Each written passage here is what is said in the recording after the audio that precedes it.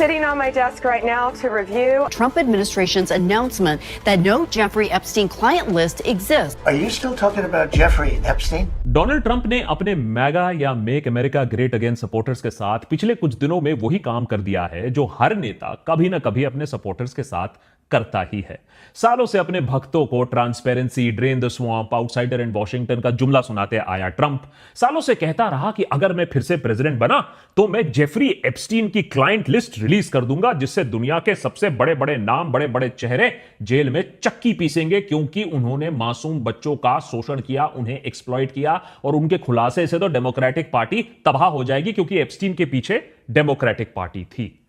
लेकिन अब ट्रंप सरकार कह रही है कि ये सब तो जुमला था।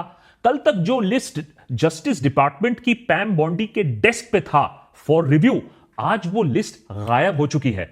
कल तक जिस लिस्ट को रिलीज करना कैश पटेल, जो आज एफबीआई डायरेक्टर है, उस कैश पटेल का मिशन था, लाइफ मिशन था, आज वो लिस्ट है ही नहीं और ना कोई मर्डर हुआ है, ये सब तो आत्महत्या थी। ट्रंप एंड कंपनी ने सोचा होगा कि हमारे सपोर्टर्स तो कुछ भी मान लेते हैं, ये बात भी मान लेंगे कि अगर कोई लिस्ट है भी तो वो लिस्ट हिलरी क्लिंटन और बाइडेन ने बनाया था, मे बी ट्रंप को फंसाने के लिए बनाया था। सारा का सारा लिस्ट अब फ्रॉड हो चुका है और इसमें रिलीज करने के लिए कुछ नहीं रह गया है।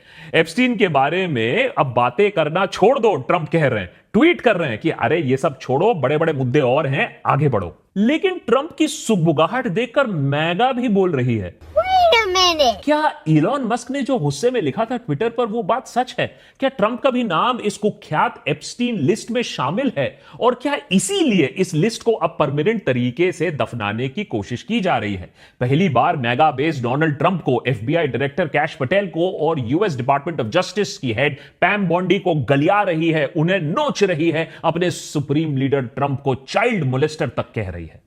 2019 में high profile investor, financier, notorious American sex offender Jeffrey Epstein का अरेस्ट होता है और उसके बाद जेल में रहस्यमय तरीके से उनकी मृत्यु होती है।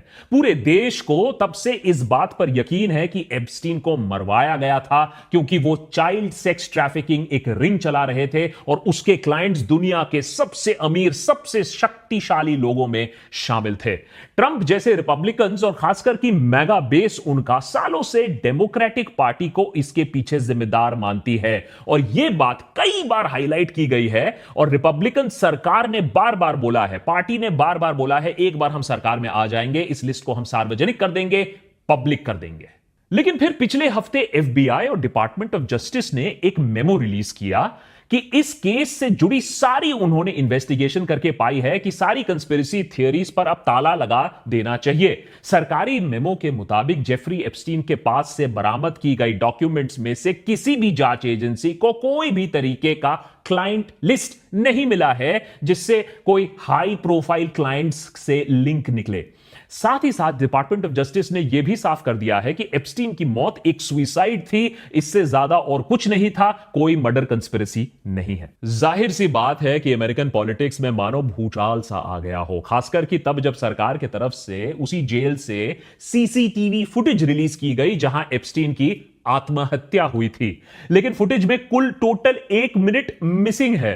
सवाल कम नहीं, सवाल और बढ़ गए हैं। लोगों को यकीन अब और हो रहा है कि ट्रंप सरकार अपने ही साथ साथ अपने हाई प्रोफाइल, अमीर, इन्फ्लुएंशियल दोस्तों को बचाने की कोशिश कर रहे हैं। अमेरिका